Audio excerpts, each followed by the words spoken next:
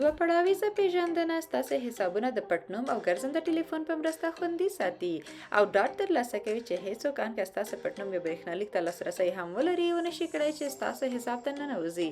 د فعالولو لپاره تاسو یو ګرځنده ټلیفون او د ګوګل اتنټیکیټور په څیر برنامې ته اړتیا لرئ. د خپل حساب تنظیماتو ته ورشئ او د کانفیګر اډوانس انتخاب کړئ. د خپلې پېژندنې برنامې یا اپلیکیشن څخه ګټه واخلئ او بارکوډ سکن کړئ او یا هم هغه کوډ چې موږ یې وړاندې کوو دننه کړئ. بیا هغه شپږ رقمي کوډ ولیکئ چې اپلیکیشن یې درکوي. تاسې په بریالیتوب سره دوه پړاویزه پېژندنه فعاله کړه.